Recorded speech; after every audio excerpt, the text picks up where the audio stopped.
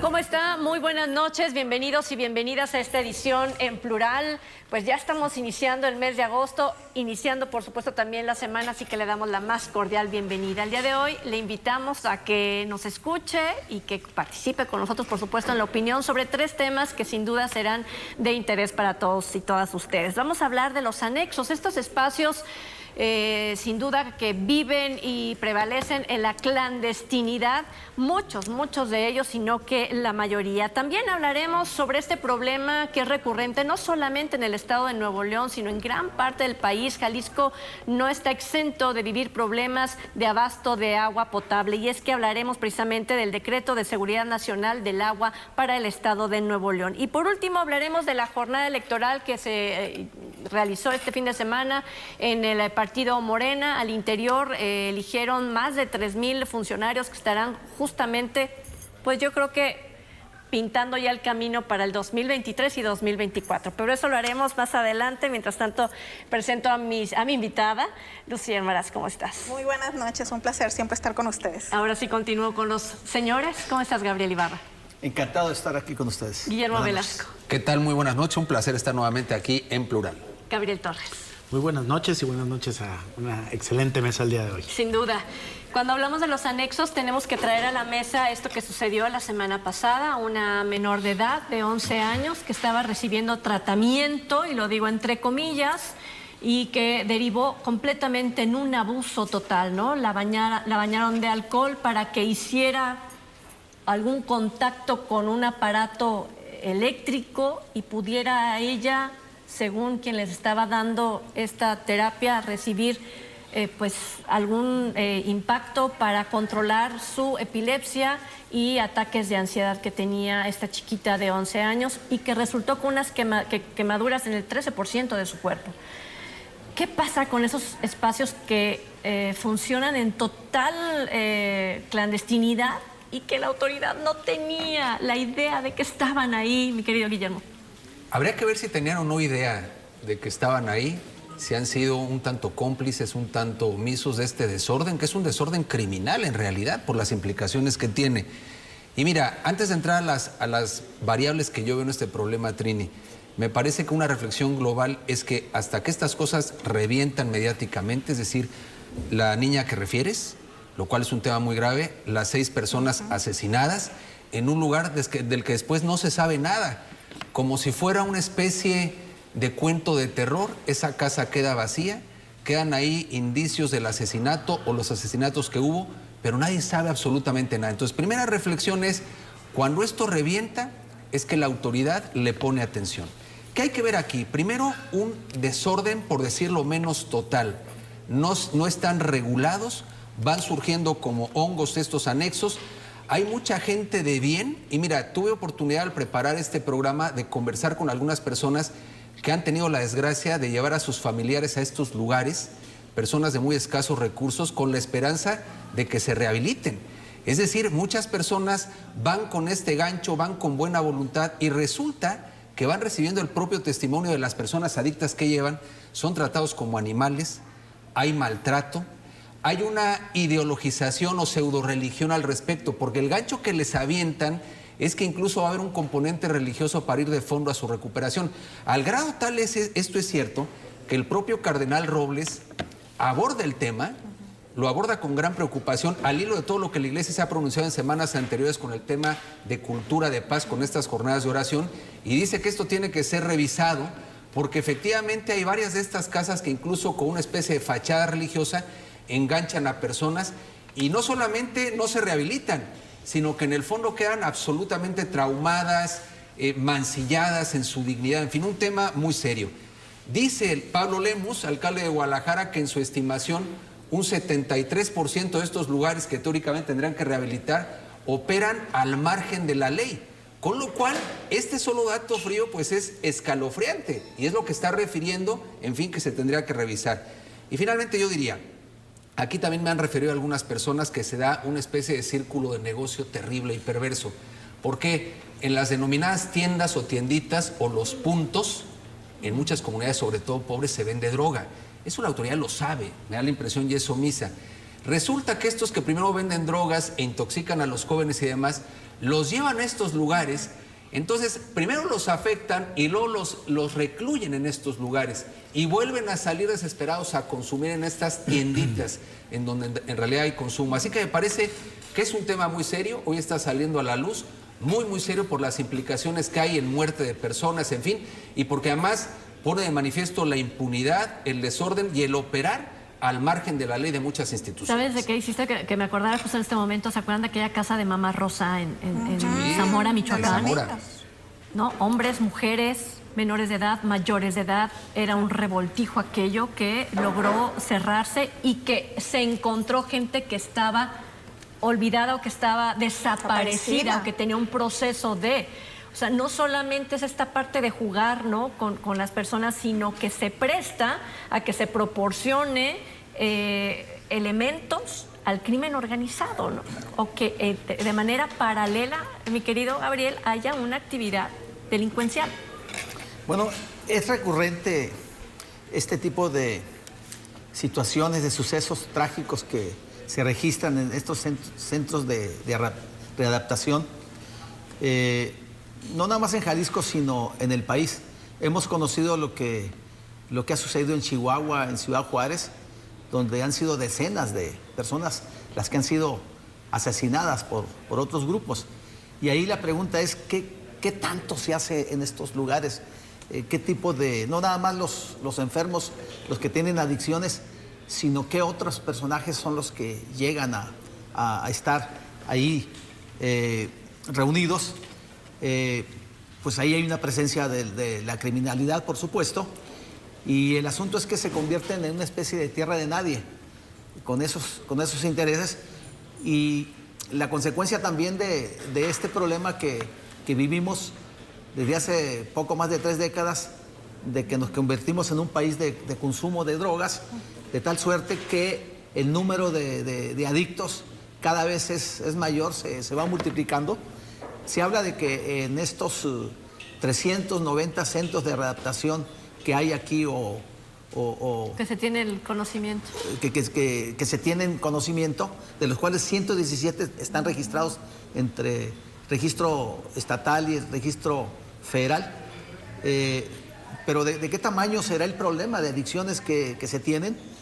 Cuando hace algunos años se hacía una estimación que en la zona metropolitana, estimando que el 8%, la media de 8% adicto a alguna droga, ¿cuántos de estos se convierten en un problema ya totalmente fuera de control, ¿no? Tema de seguridad, el tema de salud.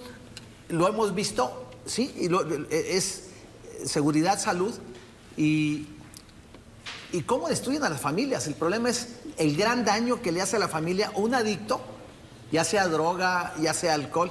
A mí me ha tocado el tema del alcohol más que de la droga, pero es terrible lo que sucede, y en la mayoría de los casos es un fracaso el intento de readaptarlos, porque es muy importante la participación de la familia. Y ahora, en estos otros casos, de estos que están fuera de control, y la forma como tratan de rehabilitarlos es inhumana, es terrible. En la mayoría de los casos no funciona. Hay otros que sí funciona. Me tocó un caso recientemente de alguien que ha llegado a mí, que fue a un centro de estos de rehabilitación con permiso y logró la rehabilitación, pero luego se participó en AA. Ahorita está participando en AA. Entonces, ¿qué tema tan complejo el que tenemos? Porque la autoridad la veo completamente rebasada, ¿no? O sea, ¿qué tiene el gobierno para poder enfrentar esta gran problemática de adicción? Que de ahí está precisamente derivado el problema, y cuyo origen pues es el consumo de droga, venta y consumo de droga, el gran negocio, ¿no? Imaginémonos pues que en la zona metropolitana haya cuando menos unos 250,000 números conservadores de adicciones. Personas con ¿De qué adicciones. tamaño será el problema que se vive, no? Aquí yo quisiera poner en la mesa, ¿no? Y de repente digo, los inspectores, ¿cuántas veces no hemos escuchado que llegan o que llegaban, yo no sé si ya se acabó con esa corrupción, pero llegaban los inspectores a los negocios y pedían cierta cantidad para que este negocio pudiera continuar operando porque se dedicaba a o porque tenía una irregularidad o lo que sea. ¿Por qué si tienen esa capacidad de llegar, por ejemplo, con los tianguis y estar ahí el inspector recorriendo puesto por puesto? ¿No podrá llegar así a inspeccionar qué está sucediendo en cada una de estas casas, mi querida Lucía?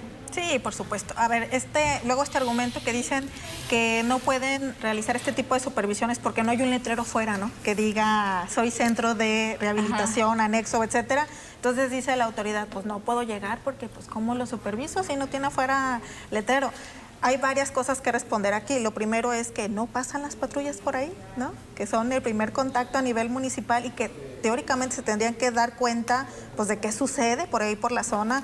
Lo siguiente es que, bueno, pues, sabemos... De toda la historia que platica Claro, Guillermo, sabemos que claro. que el modelo de seguridad, pues, es meramente reactivo y entonces se ha dejado de lado un modelo ciudadano en donde en ese modelo ciudadano, pues, yo me acerco justo a las y los líderes de las comunidades que van a ser mis ojos y que entonces esa persona me va a decir, mira, ahí en ese lugar sucede esto. Entonces, pues eso no pasa aquí en Jalisco. Comparto totalmente la visión de Guillermo en el sentido de que, o sea, hoy los temas que se atienden tienen que hacerse mediáticos, ¿no? Tema de feminicidios, tema hoy de anexos. El tema que tú gustes y quieras tiene que ver sobre todo con un tema mediático de personas que tienen la posibilidad de subir este tópico a medios de comunicación, pero el resto, ¿qué sucede?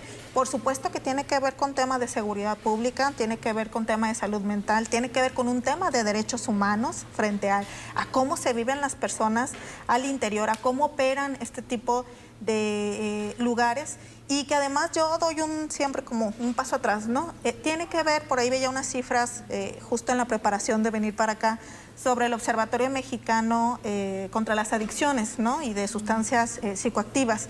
Y bueno, da datos súper interesantes, ¿no? Principalmente hay 12 estados en donde se concentra una mayor crisis de adicciones. Pues, ¿qué creen? Jalisco es uno de ellos. Entra Querétaro, Sinaloa, Baja California Sur, Sonora, entre otros, ¿no? Pero además de eso, él dice que donde más se agudizó fue en el tema de la pandemia. Es decir, aunque pensáramos que porque no salíamos, no conseguíamos la droga, pues resulta que no, es cuando más se incrementa. Pero lo más preocupante que yo observo es que se redujo la edad. Están de consumo sí, entre los 8 años y los 18 años, ¿no? Con el mayor consumo. Y entonces hoy lo que hace falta justo es, pues, no solamente irnos a la parte de las leyes, ¿no? Porque ya nos queda claro que el tema de regularizar no garantiza que dejen de suceder este tipo de actos. Yo creo que va más allá de esto de políticas públicas, pues que hoy no existen a nivel de adicciones, a nivel de juventud, ¿no? Que hemos dejado de observar eso y que solamente atendemos y tratamos y que hay que apostarle como siempre a que se olvide el tema para entonces ya no volver a tocarlo y por regresar a la cotidianidad de la autoridad. Entonces yo creo que en eso es en lo que tenemos que poner mayor atención. Tú dijiste hace un momentito, ¿no? Esto tiene que ver con derechos humanos. Así es. Y justo el día de hoy es el último día de Alfonso Hernández Barrón, presidente de la Comisión Estatal de Derechos Humanos, y entra alguien más a la cabeza que ha sido muy cuestionada su elección. El tema lo traigo a los anexos y a estos centros de rehabilitación porque cuando no hay una administración de los negocios es una negligencia, esto es parte, tiene que ver con la negligencia de la administración pública. O sea, es un Estado, hablo de la administración pública, que no ha puesto interés suficiente. ¿Será que le corresponda a esta Comisión de Derechos Humanos o que Alfonso Hernández Barrón haya podido alcanzar sus últimas 24 horas para emitir una de tantas recomendaciones por esta que pudiera ser una negligencia por parte del Estado a no estar supervisando estos espacios, Gabriel? Pero no hay duda ahí que es una negligencia. Son 390 puntos, como bien lo señaló Guillermo, Gabriel Ibarra fue el que dio el dato. Efectivamente son 390 los puntos que, de acuerdo a la fuente oficial, que ahorita la voy El Consejo Estatal sí, contra las Adicciones. Sí. El CEPAG, ¿verdad? Así es. Que es el que dice que efectivamente, sí, 390, Pedro Briones, del Consejo Estatal contra las Adicciones, dice que son 390, pero que solo 15, ojo con el dato, de 390, solo 15 reúnen con todas las certificaciones que la ley señala.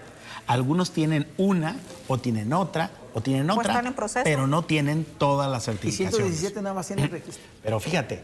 Pero si hay datos. Trini, O sea, pero sí déjame está. te digo, es que es una maraña aquí. Si hay 390 anexos, centros de rehabilitación, es porque el problema de salud pública derivado del consumo de drogas es de tal magnitud que el Estado no ha generado respuestas tampoco, digamos, médicas para la atención de esa población. Porque ¿qué haces si tienes un hijo, una hija, un familiar con un problema de adicciones profundo? Pues tratarla de llevar a un lugar donde le ayuden, ¿no?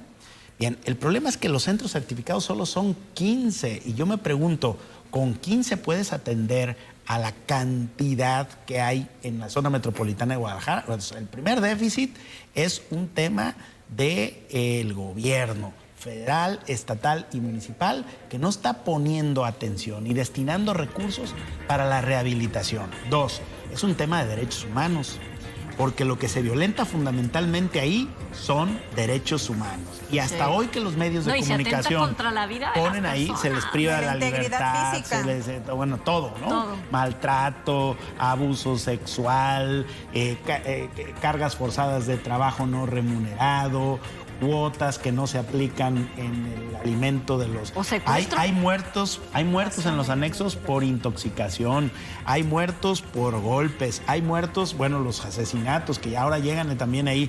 Embarazo. Pero si tú te metes y googleas, vas a encontrar que la mayoría de estos 390, diría más de 300, se encuentran visibles en Internet. Entonces, si la autoridad no los ve es porque no los quiere ver. Yo quiero pensar que atrás de esto también hay un problema como el de los giros rojos, ¿no? El de las estéticas que no son estéticas, que proliferan en la zona metropolitana y donde la autoridad se hace de la vista gorda, que son centros de prostitución en lugares donde deberían de estar proscritos y que les ponen estética, ¿no? Pero los inspectores saben que ahí no es una estética, ¿no? Bueno, eso pasa con los centros y los anexos. Son clínicas sin médicos ni enfermeras. Dicen que son clínicas donde no hay personal médico, y ¿no? todos las ubican perfectamente. Y las ubican perfectamente. Y yo creo que estas clínicas, claro que les pasan su dinerito a los inspectores que andan por ahí o a las autoridades que andan por ahí para que los dejen operar. Hasta que sucedió una tragedia, pusieron atención. Yo creo que sí es menester, en principio de los medios, pues que le echemos la luz y que nos pongamos a revisar qué pasa con esos 390 centros de rehabilitación. ¿Realmente son eso? ¿Tienen personal médico? ¿Hay certificaciones? ¿La Secretaría de Salud está metida en ese asunto? ¿Qué tipo ¿La de federal y la tratamientos estatal? dan? ¿Qué tipo de tratamientos dan? delincuencia organizada? El tema de derechos humanos. ¿Quién opera? ¿Le Los interesa al centros, Estado? ¿no? El asunto aquí ¿Hay cuotas? es que ¿Quién lo pareciera que regula? al Estado no le ¿Cuánto interesa. cobran? ¿Cómo está ese La asunto? conclusión es que saben que ahí están. Sí, El claro. por qué no operan tiene muchas explicaciones. Dinero, miedo a la delincuencia organizada que también opera en Y esos porque no hay Pero capacidad de incluso- respuesta. ¿El Estado cómo lo haría? Pero El Estado incluso hay está rebasado. centros que dicen que son operados por la delincuencia organizada. Así ¿no? es, pero lo que no es creíble es que no sepan. Si aquí se está ventilando el tema y como dice Gabriel, la gente va hasta que entre a internet para ubicarlos. Porque por algún lugar los ubican Claro. para llegar. Y sabemos de los testimonios de maltrato que hay brutal, ni modo que no lo sepa la Y autoridad. no hablamos del tema de cuidados de la familia y de las personas con discapacidad. Y no es que por no una deben adicción. existir, Está ¿eh? Sí tremendo, deben exacto. existir. Lo que pasa es que deben estar certificados y operados por personal de salud, por médicos y enfermeras. Que, por cierto, el la gobierno rehabilitación federal- no puede ser un tema ni religioso ni de pares. Lo es puso decir, de como decreto el exadictos gobierno que le dan federal la receta a para los para que, otros. el tema, para que el tema de médicos salud atendiendo. fuera prioridad en México. Este año fue y hubo un decreto, el tema de salud mental es prioridad para el gobierno mexicano. Total que ese sería un Pero tema Hay para que decir que los después. decretazos no sirven para nada. Pero es vemos. operar Vamos a profesionalmente. regresar con un decreto, si les parece, de protección precisamente al agua en Nuevo León. Después de la pausa volvemos.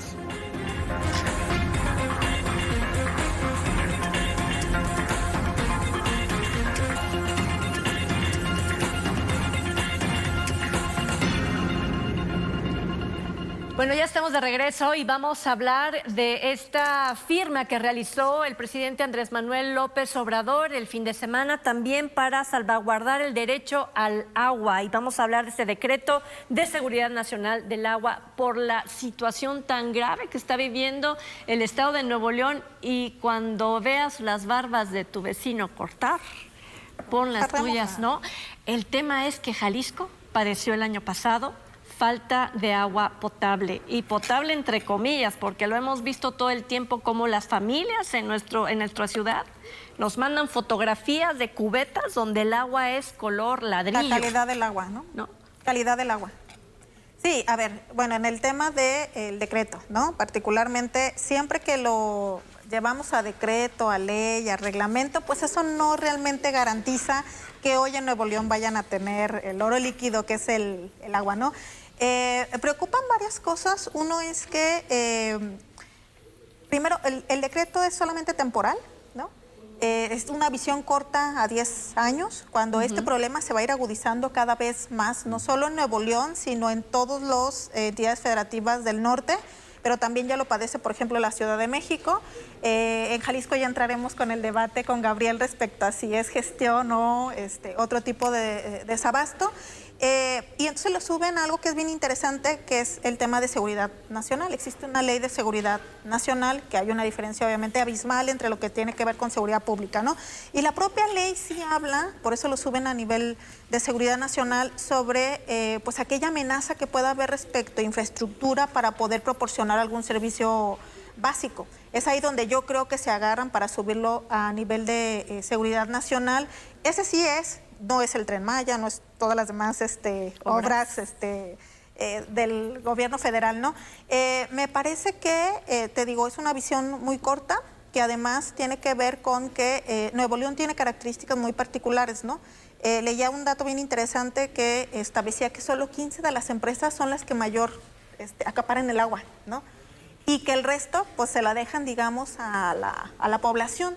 También habla solamente de algunos municipios de Nuevo León y no del resto de la entidad. Exacto.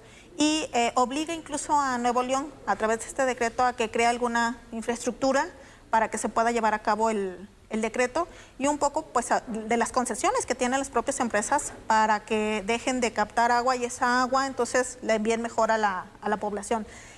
Te digo, no soy experta en el tema, obviamente no, pero se ven involucradas instituciones como una coordinación de Conagua, con la entidad federativa, en este caso Nuevo León, y el Poder Ejecutivo Federal.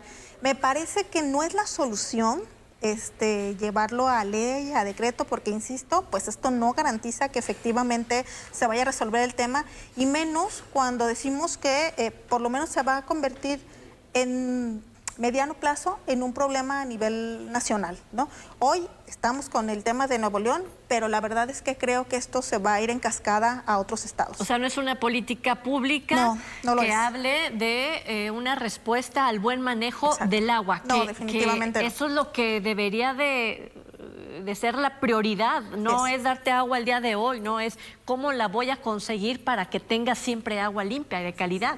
Gabriel. Yo veo que, por ejemplo, no muy lejos de Nuevo León, al otro lado de la frontera, están empezando a sembrar en el desierto, a sembrar y a cultivar almendras en el desierto, en la parte desértica de California. ¿Cómo le están haciendo? Bueno, pues riego por goteo, captan el sereno de la noche, con eso le dan, humedecen el suelo de las plantas y pueden resolverlo.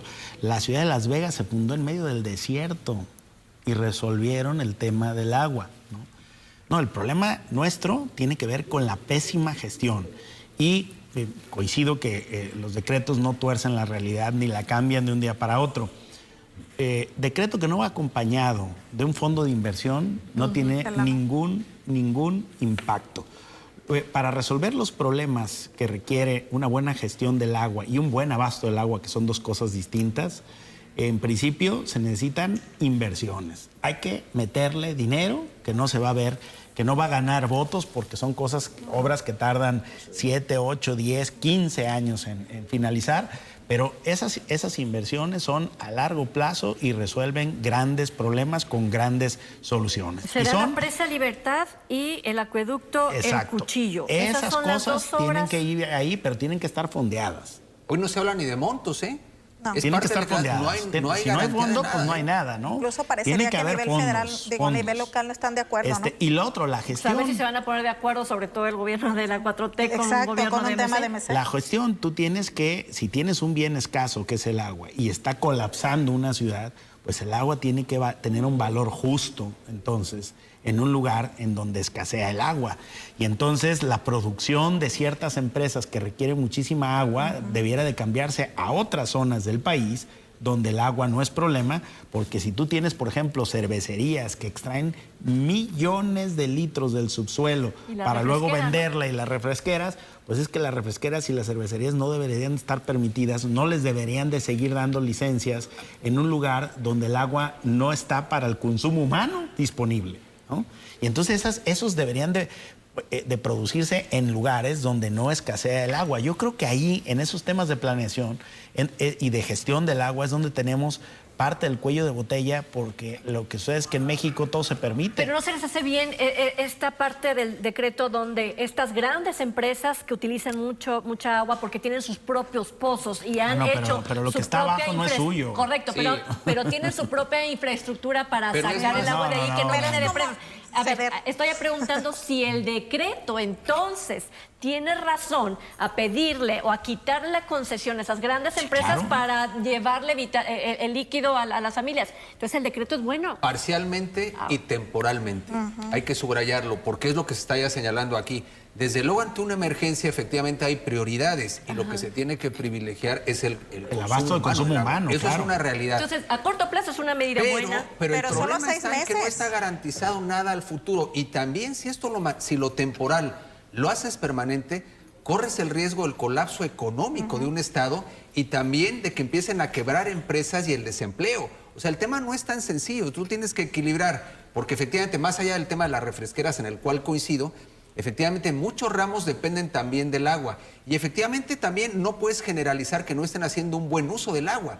Lo que sucede es que más bien no hay una gestión integral para garantizar el agua para el sector industrial, el agua para el sector de los alimentos, el campo y por supuesto el consumo humano. Pero eso tiene que ver no tanto con restringir, aunque lo puedes hacer temporalmente, sino cuál es lo que ya apuntaba muy bien Gabriel, cuál es la gestión integral del agua para efectivamente... Porque, a ver, ¿cuál es el problema que hay? Además de la creciente demanda, hay mala gestión, no captamos agua, no hay una cultura del agua global, ni en el usuario final, ni en el gobierno, ni en muchos de los empresarios. Ni una reutilización del agua. Queremos regar el campo con agua potable. Por supuesto. Sí, ¿no? A ver, esto es muy claro. Se podría, fíjate, con agua tratada, regar los cultivos. Y las fábricas funcionan también con agua que no es necesariamente potable. Claro, o sea, hay muchas cosas que se podrían atender. Y yo sí quiero subrayar también la parte financiera. Si no está garantizado un plan financiero, lo demás no deja de ser, que es el origen de esta medida, un planteamiento cosmético y primordialmente mediático. Que eso nos lleva también a la lectura política de este tema. ¿Cuál es el acuerdo con Nuevo León que va más allá del agua en lo político electoral?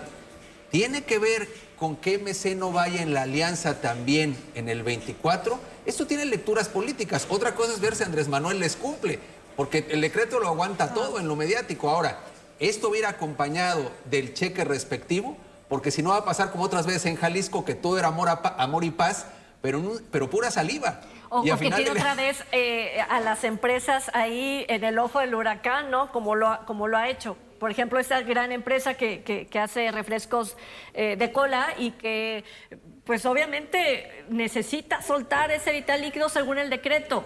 ¿Cuánto tiempo lo va a hacer? Ahora dices tú, bueno, son fuentes de empleo. Estoy de acuerdo, pero no hay agua, Guillermo. No, de acuerdo, pero tú no puedes, fíjate, sobre pretexto de solucionar un tema, colapsar lo demás. Justamente el deber de un gobierno, sí priorizando cosas, es la gestión integral de todos los frentes. Es el equilibrio. Para eso eres gobierno, para equilibrar. Porque imagínate garantizar... Pero ¿a poco no le gusta andar atrás de las empresas? No, sí, por otro lado, claro, no le gustan las empresas, también no hay le que gustan, decirlo. Pues. Y también eso vende más cara a la galería. Cuando tú hablas de que hay que llevar agua para consumo humano, que es cierto, pero también entonces es golpear a los grandes capitales, las empresas neoliberales que se acaban el agua potable. Es tocar al discurso, es mucho más sí atractivo. hay que ordenar, pero hay que ordenar la producción industrial. pero porque integralmente, si pones con equilibrio. fábricas que requieren mucha agua en un lugar donde no hay agua, pues lo que estás haciendo es agudizando el problema. A ver, primero, el problema es real de escasez. O sea, el origen es escasez. Y no de ahora, de 20 años. Una crisis que se vino acentuando, que vino creciendo. Y estalló precisamente en este temporal, cuando 2 de las 3 presas prácticamente se secaron. 2% creo que tenían de reserva de agua. Nada, pues. Entonces, el problema ahí les estalla a este gobierno, a Samuel García y a López Obrador, y se requería, número 1, una medidas de emergencia, ya, que fue lo que hicieron, que fue este decreto precisamente con un objetivo de priorizar el consumo doméstico sobre el consumo industrial agrícola, etcétera. O sea, creo que el decreto es oportuno, era necesario, tenía que entrar la autoridad federal para decir, vamos a hacer esto, como son los que manejan la política del agua. Es que el agua es un bien federal. El agua federal, entonces creo que es correcto. Ahora, es un tema de planeación también de infraestructura. Y aquí se está hablando de 2 obras prioritarias que señalaban: la construcción de una nueva presa que está en proceso, va empezando, y la construcción de un segundo acueducto, que es lo que se ha hablado también aquí en Jalisco, sobre el segundo acueducto sobre Chapala, por ese acueducto viejo y obsoleto que se construyó hace 30 años aquí y que tiene muchas fugas. Se habla de que hay quienes dicen que es el 50-60% de esos 7 metros que vienen de Chapala que se pierden en el camino. Yo le pregunté al gobernador precisamente por qué él no había tomado la decisión, de Jalisco, de haber construido el segundo acueducto, y dice que no, que porque a lo mejor él es de buena fe, pero podría venir otro gobernador y quitarle más agua a Chapala, ¿no? Pero no, pues la construcción de un segundo acueducto es precisamente para sustituir a ese viejo acueducto. Entonces, allá en Monterrey, en Nuevo León, el problema es que hay escasez de agua. Aquí hay abundancia de agua. Aquí yo creo que mala gestión es una mala gestión la que tenemos. Empezando por las fugas de las tuberías. ¿Cuánto se fuga en las tuberías? Tuberías de 50 años que tenemos. ¿Porcentaje? 40%. 40%. Entonces, sí, yo creo que en Nuevo León deben de revisar el tema de la gestión del agua. ¿Cómo está, no? ¿Cómo se encuentra? Pero yo creo que la decisión fue correcta, yo siento que fue correcta, es a 6 meses, o sea, no es permanente esto de priorizar en ese momento aunque el consumo doméstico. Aunque eso no lo sabemos, lo anuncian a 6 meses, pero el riesgo es que se pueda alargar. Si habla 6 meses, claro, si el problema no se resuelve, seguirá. Pero Guillermo, es como cuando hay una contingencia ambiental del aire, paran las fábricas. Sí, de acuerdo, pero el tema es que si no la gente se va a ahogar. La ladrillera siempre, pero eso no justifica la opacidad y la ineficacia. Por ejemplo, se habla incluso de las pipas con las que se va a llevar agua. Tampoco hay presupuesto. ¿Qué pasó con las pipas en la emergencia del Huachicol?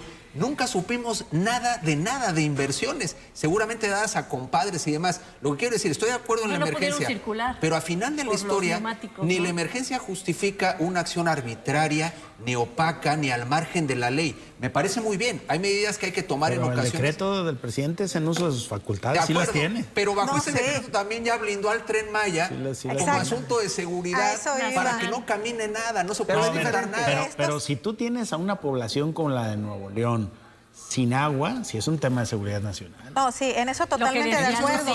Solamente que al tema de las obras.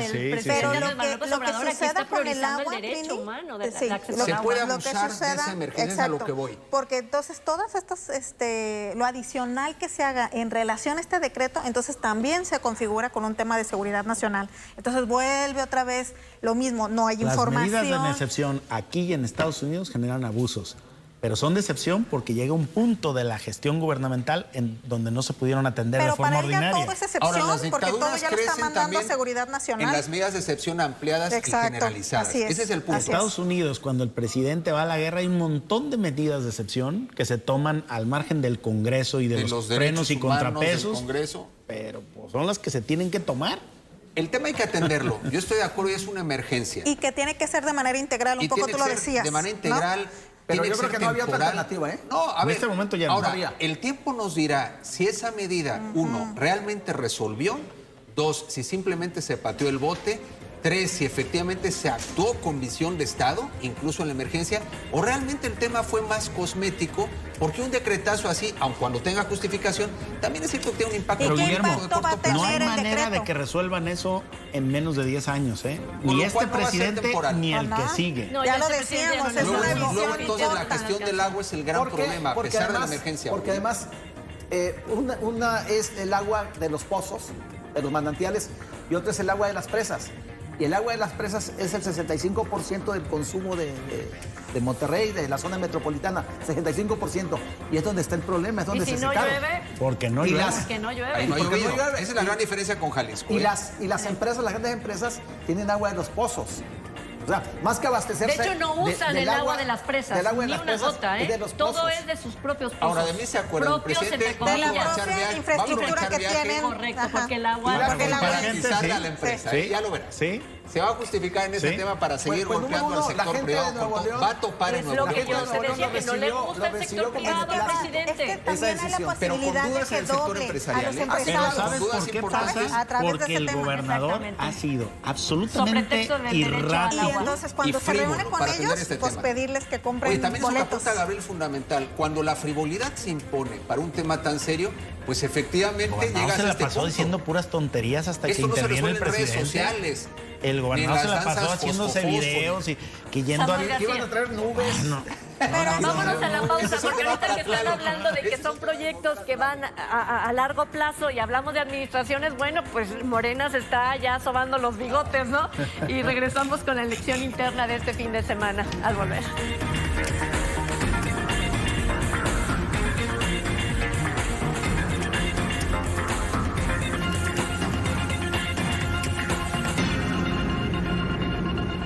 Bueno, ya estamos de regreso a Periodismo en Plural y este fin de semana Morena eligió a 3,000 coordinadores distritales y esto sin duda comienza a configurar pues toda la infraestructura electoral para Morena, haciéndole frente a las elecciones del próximo 2023 y por supuesto las presidenciales en el 2024. 2023 es Coahuila y es Estado de México, que cambian gobernador y otros, por supuesto, puestos públicos, ¿no? Cargos públicos. Así que en todo esto que se registró el 30 y 31 de agosto, hubo mano negra, mano. Batazos. Hubo de todo, pero mira, cosa. hubo hasta batazos. Pero mira, yo creo que es importante tener que la audiencia que nos sigue como cada lunes dimensione por qué era algo tan relevante para Morena, políticamente hablando. Amén de lo que ya podemos comentar de todo lo que sucedió. Estos 3,000 delegados distritales, en realidad, son los que llegan y van a conformar el Congreso Nacional de Morena. Y por lo tanto, van a ser los grandes, por un lado, definidores de las políticas del partido, definidores del método, aunque sabemos que ya está, del método de elección del candidato presidencial. Y por supuesto van a definir... Es una encuesta popular. Es una encuesta popular. Los cargos, los diferentes cargos a elección popular, las presidencias de Morena, estatales, en fin. Es más, muchos de estos delegados distritales en la práctica podrán ser ellos mismos candidatos.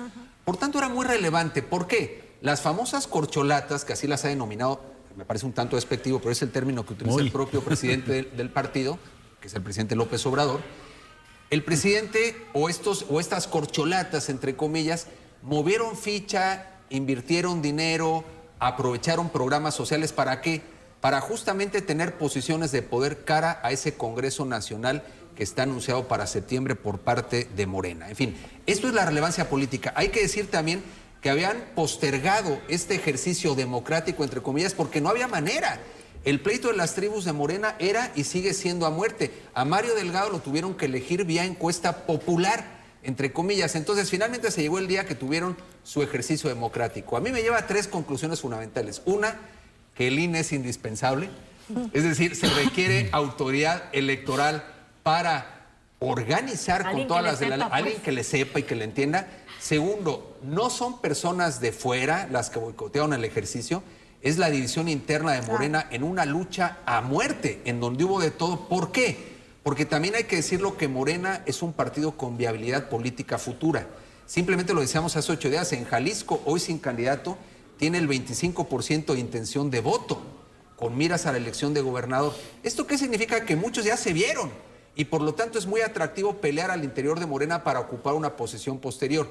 Entonces el presidente está entrando... Por la rentabilidad del partido. Por la rentabilidad del partido, que se la da porque es, no sé si el ocaso del presidente, pero cuando menos está en su segunda mitad, y entonces ya cada quien empieza a moverse como puede, y entonces ahí se notó la división profunda, a muerte, cara al 23 y al 24. Y también hay que decir que vimos los viejos métodos priistas de siempre, hoy quizá un poco incrementados. Lo que vimos realmente... aseguran que el primor persiste, existe. Pues puede ser que sí, pero lo que vimos en realidad fue brutal. Hoy lo único que le sigue dando cohesión al partido es López Obrador. Es la cohesión número 1 del partido, pero eso también puede empezar a cambiar. Mueve más la ambición que la gratitud. Y los que hoy se la deben a López Obrador saben que López Obrador puede ser que se vaya acabando. Y digo puede ser porque aquí podemos ver de todo. Pero al final de la historia estamos ante la rebatinga y el poder, con todo, ¿no? Mi querido Gabriel, ¿cómo lo viste? Pues es una pugna por el poder, ¿no? Es el gobierno de Morena. Quien controle, quien tenga mayor número de control, es el que tendrá mayor número de posiciones. Y me refiero a candidaturas a diputados locales, a diputados federales, a regidores, a las alcaldías, a gobernaturas incluso. Y tal vez también los personajes, los 3 personajes, porque Monreal se marginó, él decidió no participar, él no votó incluso. También una disputa entre ellos. ¿Quién de los 3 es el que llegará con más control, con más poder?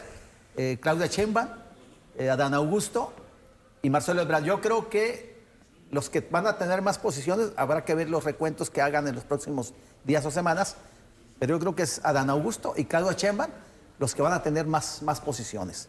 Como andan los grupos, pues la efervescencia de los grupos, las alianzas internas que se están dando, se están presentando. Entonces, la relevancia es que se da precisamente en este partido tan rentable. En este momento es un partido muy rentable, es el más rentable del país porque es el acceso al poder.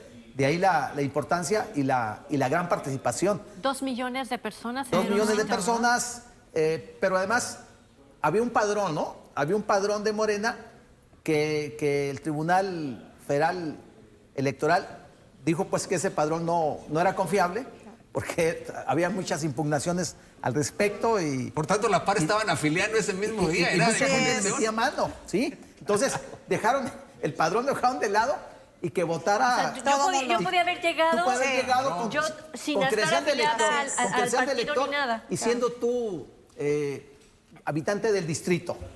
Tú podías haber llegado y votado. Mi credencial de elector dice distrito tal, yo llego y me inscribo. Y te hacían una prescripción ahí en el padrón de Morena. Una prescripción, pero tú podrías haberlo hecho. O sea, finalmente pues se abrió. Sí. Y ahí también pues hubo los acarreos, se usaron los programas. Quienes los manejan pues en cada estado pues fueron los que dieron mano. En el caso de Jalisco vino Adán Augusto y habló con los dirigentes de los grupos, que son el doctor Carlos Lomelí, que son Chema Martínez y el Peña, el que era delegado, ¿no? Muy poderoso, el senador Peña. ¿Cómo se llama Peña? Javier Peña. ¿Cómo? Javier Peña. No, que por no, cierto, no, Carlos Javier. Lomelí le fue mal, ¿verdad? No ganó, pero él va a ser delegado. O sea, son 10 delegados por distrito, 5 mujeres y 5 hombres. O sea, él quedó en tercer lugar, creo, en la votación del distrito en el que participa, y él va a ser delegado. El cuestionamiento que le hacen es que no quedó en primer lugar, pues. Pero bueno, pues así es la democracia. Alejandro Peña se llama. Alejandro Peña. Entonces, Adán Augusto les dijo pues que se repartieran 100 para ti, 100 para ti, 100 para ti.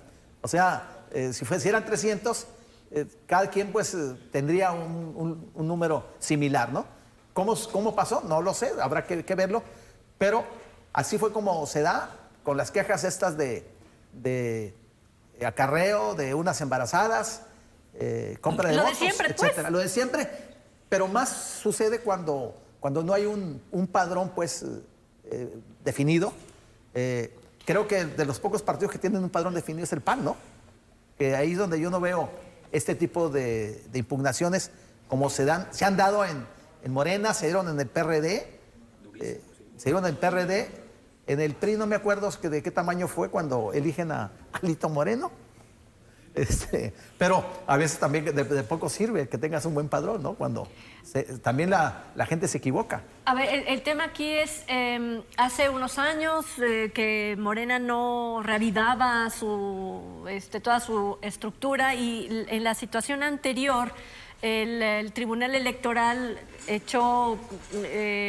canceló o no procedió a favor con este operativo con este movimiento electoral por las irregularidades. ¿No va a ser el caso en esta ocasión? Puede ser, con dependiendo todas de las las irregularidades. impugnaciones. ¿O Claro sí? que puede, claro que se puede O sea, judicializar. ¿Crees que el mismo partido de Morena esté preparando por una supuesto. impugnación al proceso? Claro, Es que pues es que hay Trini, muchas corrientes.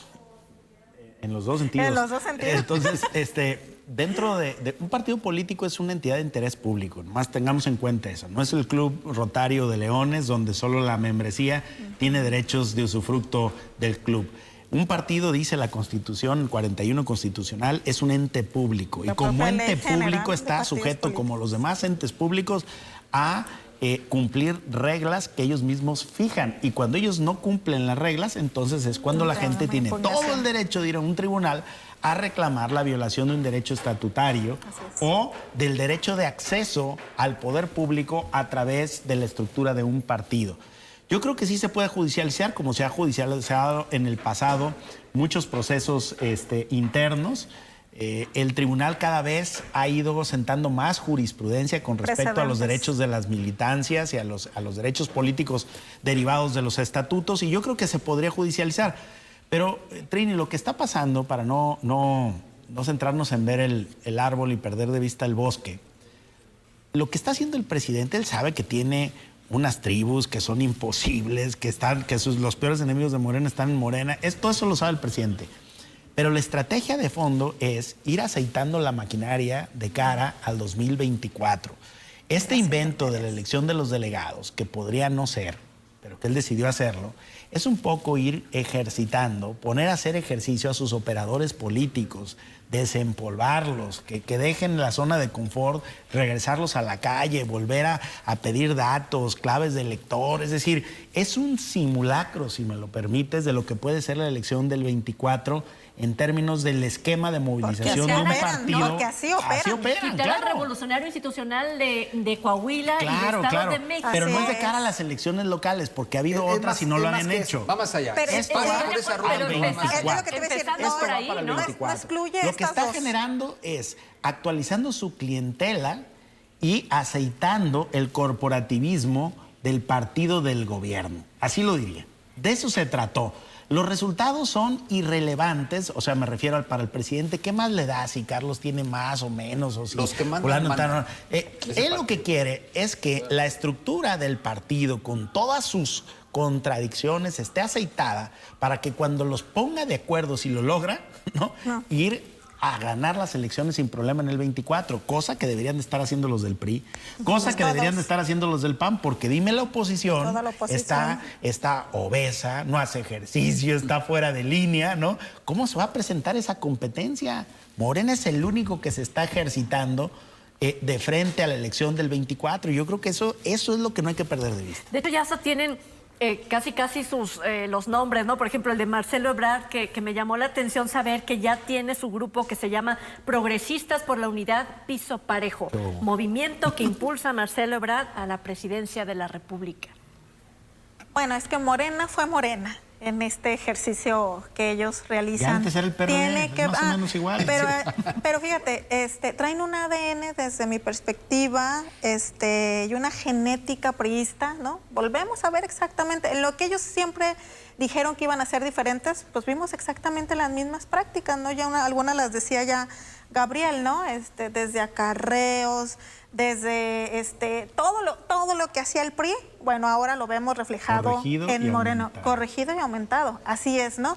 Y entonces Tecnificado, porque ahora tienen chats para... sí, llama la atención que, por ejemplo, de los que dicen el proceso estuvo mal, que es Ricardo Monreal, bueno, pues ha sido uno de los más beneficiados de Morena, ¿no? Su hermano gobernador de Zacatecas, otro hermano de una de las ciudades más importantes de Zacatecas, Fresnillo, que por cierto tiene un problema gravísimo de inseguridad. Oye, y David Monreal a la cola de los gobernadores se va Así abajo. es, exacto. De los peores gobernadores del Pero país. él también, que ha pasado, digo, lo más fuerte que tiene Ricardo Monreal es Zacatecas, ¿no? Y sale y dice que no estoy de acuerdo con el proceso.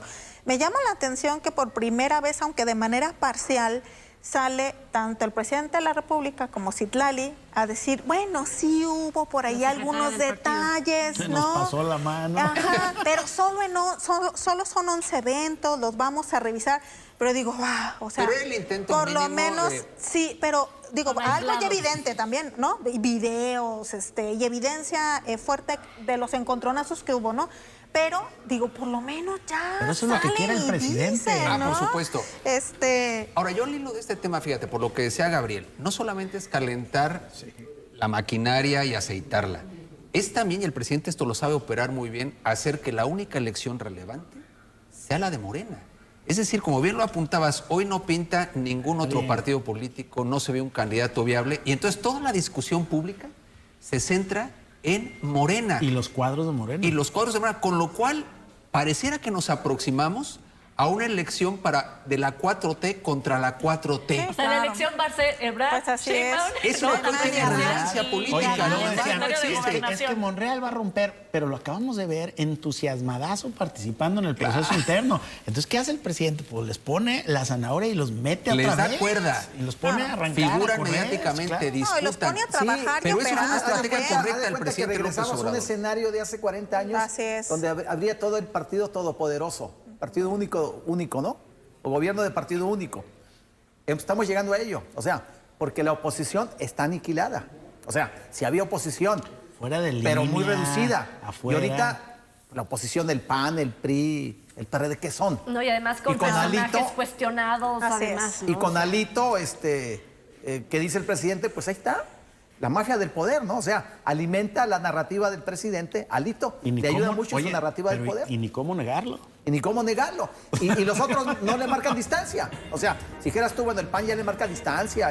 O no, ni Claudio X González, que es el que anda promoviendo esta Alianza Va por México, nadie le marca distancia. Entonces, bueno, pues se queman todos, ¿no? La versión corregida y aumentada del mapachismo. Así es. Y tecnologizada, como bien apunta Gabriel. Tecnificado. Fíjate. Bueno, sí hay cambios, sí Hay cambios, de que hay cambio, hay cambio. Muchísimas gracias por habernos acompañado esta noche. Lucía, gracias. No, un placer como siempre. Buenas noches. Guillermo, Muchas gracias, Trini. Gracias a todos. Gabriel. Buenas Siempre noches. emocionado de estar aquí contigo. Gabriel. Muchas gracias. La Buenas noches. fotografía, ¿eh? No se olviden. Y solo con Trini, conmigo Sí, no sí, te sí, emocionas.